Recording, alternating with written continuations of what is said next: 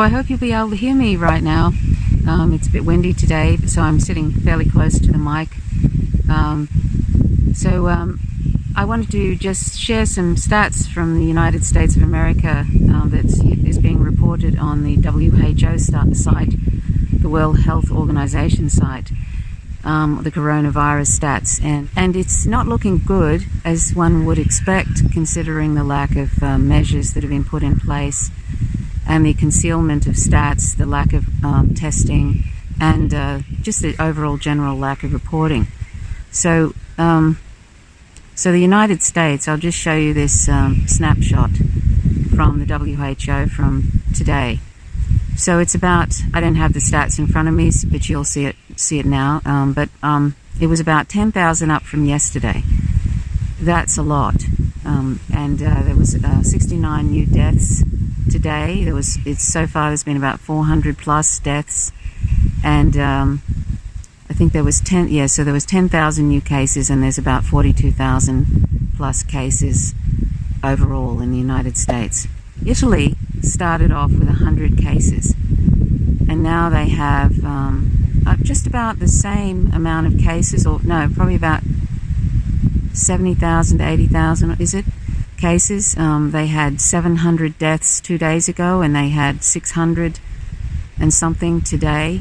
Hopefully it will start leveling out. This Italian doctor was speaking to RT, and he said that they expected it to level out. Well, actually I thought it was supposed to be this week, but it doesn't seem to be. So this is sort of it's terrible what's happening to Italy. And I was just watching a live stream from the Grey Zone, and they had Rania Khalek and Anya Paranpil speaking. It was good, and they were talking about that, and you might want to check that out.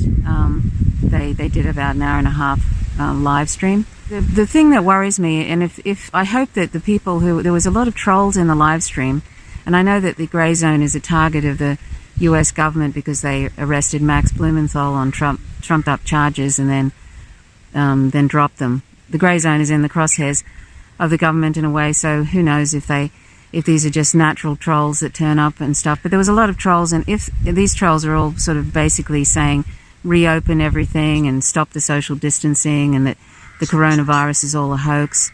So I'm hoping that they were sort of intentional trolls, because I hope this isn't an indication of what people actually think. I hope that people are taking it seriously.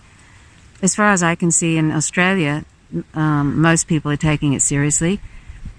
It's not a rebellious act to go against the government just because really. It's just an act of stupidity. If there's a pandemic, and the sensible thing to do, you shouldn't need to even have the government tell you this. The sensible thing to do is to stay at home. Sorry, there's a little cat bumping the tripod. The sensible thing to do is to stay at home and try and flatten out the number of cases that will be happening in the next few months and next few weeks, so that the hospital system can cope with it. Also, just to reduce the number of people who will be infected and many who will die because of it. There's still like 80% will survive, but that 20% has a hard time, and then there's and that includes young people, millennials. Millennials are not exempt from this. So I really, really hope that the U.S. is people in the U.S. are taking it seriously, because it's already heading towards Italy levels, and if people don't take it seriously, and if Trump says go ahead, go outside for the economy, I mean that's what it's all about. He doesn't care about people; he cares about the economy. You just reiterated that you hope to have the country reopened by Easter, and you said earlier you would like to see churches packed on that day.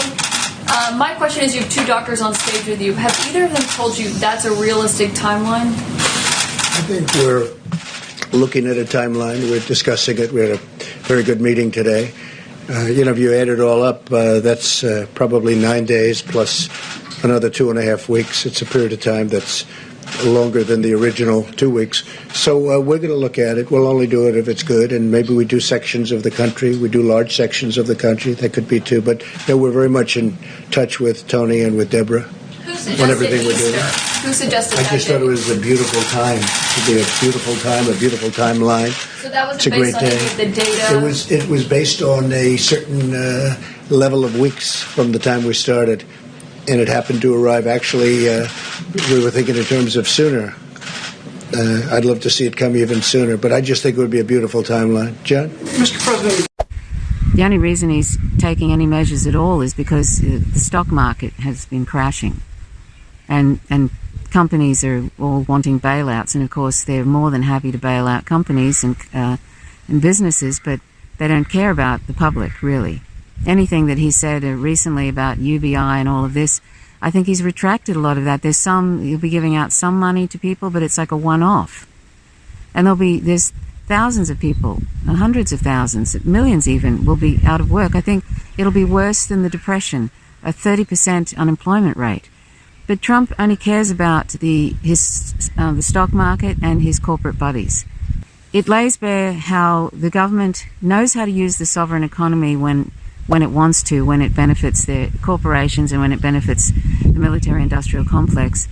And if they ever institute a Medicare for all, because it's absolutely a necessity right now, because there's a lot of poor people, and you have homeless people, and you have all kinds of people that cannot afford, after they get tested positive, they cannot afford the treatment. And one woman had treatment in a hospital, I saw reported somewhere, and it cost her $32,000 or $34,000, something like that, to get treated after being tested positive. People can't even afford $500 or $400 in an emergency. 70%, I think, of Americans cannot afford an emergency debt of like $400, $500. So they're not going to be going near a hospital when they get treated, when they get tested positive. That's a disaster. See, this is what happens. Capitalism is a huge fail in so many ways, and this is an example. This is an example of capitalism failing and then turning on bailing out companies again, and businesses and Wall Street and all of that. This is another example of that. Everybody boo-hoos socialism until they're all desperate like this, and then suddenly they're talking about taking equity in corporations and then turning malls into hospitals, and a command economy style thing, and directing General Motors to make ventilators, that kind of thing. These are all things that socialism is meant to be for the people. It's not supposed to be about corporations. And yet, when push comes to shove, they always rely on bailing out, but then still diss Venezuela and other socialist-like countries. And Cuba has been sent I think it was 140 doctors to Italy. They do this all the time. I've mentioned that in another video. You'll never hear the US talking about how Cuba is sending their most excellent doctors to Italy to help them out. It's a real worry, because, I know a number of people in the US, good people, and everybody. I don't care if I know them or I don't know them, rednecks. I don't care if they're, who they are. Everybody has a right to health care. And I don't care if they're the ones that are going around saying it's a hoax. They're going to get a terrible shock. And that includes Ron Paul, except now Rand Paul has coronavirus and then went to the gym after he was diagnosed. Ron Paul was calling it a hoax about a week ago. This is Senator Ron Paul, a libertarian. Libertarianism is honestly, it's like I've got mine and, stuff the rest of you. Let's not have government in anything. And yet they'll be wanting government in this because everything is falling apart.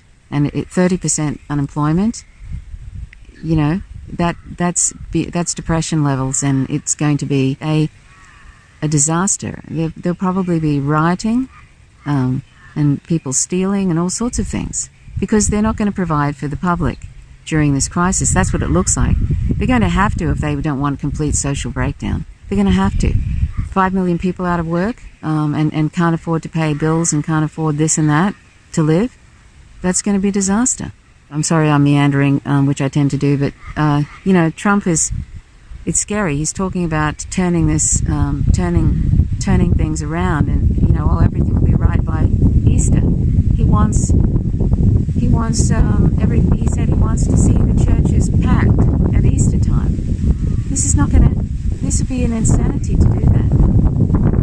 If he does that, it's a murderous act to suggest to people that it's okay to return to business as usual.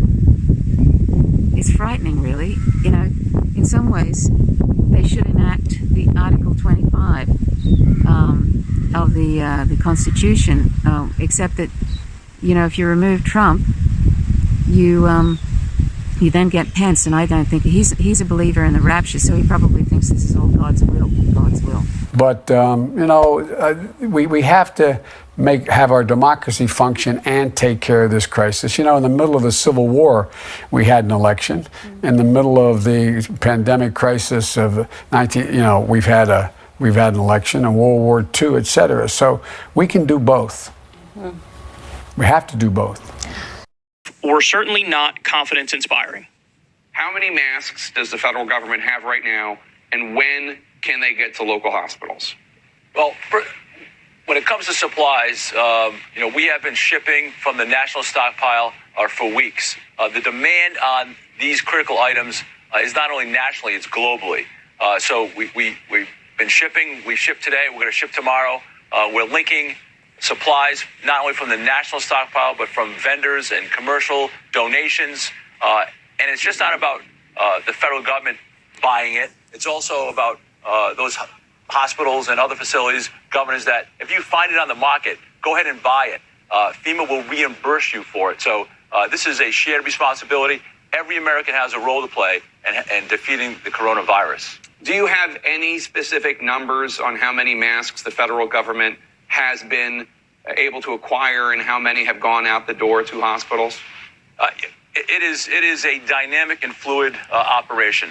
The president appointed FEMA 5 days ago to manage federal operations. And since I've been here, we've been shipping continuously from federal warehouses, and again, connecting those governors that need supplies to those who have it in the commercial sector. Do you have even a rough number?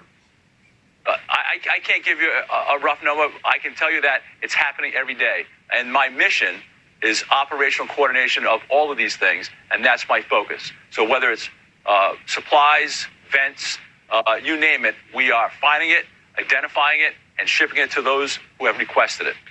You understand, though, of course, that the inability of the federal government to give a number in terms of masks alarms people. It makes people concerned that there aren't masks going out the door. I'm not saying that that's the case, but without a number, it doesn't fill people with confidence. Yeah, I'm not sure it's about an exact number. It really is. I think every American has a role to play. And so let me just give you an example. When it comes to testing, and Dr. Fauci said it yesterday, the president said it yesterday, if you don't need a test, if you don't have symptoms, please don't get a test. For every test that we do that someone doesn't have symptoms for, that's PPE not used well. So I ask every American, if you have symptoms, go get a test. If you don't need a test because you don't have symptoms, don't do it. That helps us. It helps governors. It helps your local community.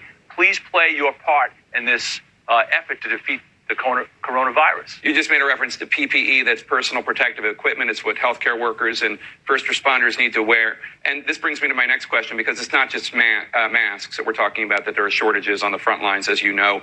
It's swabs, it's tests, it's ventilators. Obviously, it's FEMA's job to coordinate all these requests coming from all over the country. I want you to take a listen to just 3 governors in the last few days. All of Nevada's requests to the federal government regarding drive-through swab testing pods, swab test kits, and testing reagent kits are on an indefinite backlog. Do you have the masks, the ventilators, anything you need to fight this virus? No, we don't. Do we have enough beds? Do we have enough gloves? Do we have enough PPE equipment? And the answer is no. Who are the governors of Nevada, Michigan, and I'm sure you recognize Governor Cuomo of New York. You said yesterday you've been getting requests for masks, swabs, ventilators, and more. When should local hospitals expect to receive these supplies? So it's all about priorities. We have been focusing on the hot spots, New York City, Washington State, California, and others, to make sure that we send these critical items, and we understand they're critical, to get them into the hands of governors and medical professionals so they can treat those patients affected by the coronavirus. This is our mission. I have 20,000 FEMA employees, and I have all the employees of 13 federal agencies, the private sector here, devoting every single minute of every day to meet this demand. Can you tell us how many tests, masks, ventilators are in the demand? How many the governors have requested from you in terms of those items? I can't give you the micro. I can say that there's hundreds of requests from virtually every state in the union looking for the same exact things. And it's just not the demand nationally, it's the demand globally for all these items. And again, we're trying to make sure that we focus our efforts to those hotspots that need it the most. And then if you don't need it right away, then you're going to be a little bit farther down the list. But we'll get to you. Again, nobody's doubting the sincerity of your effort, but the lack of numbers is alarming because it makes people think that maybe we don't even have a full understanding of the problem. Let me ask you, the president suggested on Saturday that even though he invoked the Defense Production Act for the coronavirus response that would allow the military to supply more, and even for the president to compel businesses to manufacture some of these well-needed supplies, even though the president's invoked it, he's not actually ordered any companies to manufacture masks, ventilators, et cetera. Has the president, as of now, Sunday morning, ordered any companies to make more of any of these critical supplies? No, and we haven't yet. What the hell are you waiting for? That's all I wanted to say. I just saw those stats and I just thought, oh God, this is a disaster waiting to happen. I might check back in a week on this particular issue and we'll read the stats then, and I think they're going to be much, much worse because it starts to double every 2 or 3 days. So if it's 42,000 now, it could be 84,000. Sorry, you know, that's how it goes. Anyway, thanks for watching. My name's Trish Roberts. Please stay safe, stay at home, keep social distancing. It's all up to every individual, and that's the problem. We've lived in a society now where everybody's sort of cut off from one another in many ways, and community is broken down due to neoliberalism. You know, it's always been more about my family and not community, or my friends and not community. And now we're expected to all be responsible to save one another, and a lot of people don't think that way. They don't know how to view community anymore. And community is a global community. We're all interconnected, and that's the terrible thing about this. You know, people don't recognize what's happened. Don't recognize what they, you know, their responsibility to other people. That for them staying home and keeping away and social distancing and all of that, doing that is having love for others, because we will reduce the amount of deaths and suffering if we all take personal responsibility. And a lot of people it's just all been about me for so long now. They don't, and they also get into this rebelling against government as if somehow not staying at home is being a real rebel. No, it's being an idiot, basically. Anyway, thanks for watching. My name's Trish Roberts. You're watching Faint Signals from Vega. Till next time. Bye for now. Fasten your seatbelts. It's going to be a bumpy night.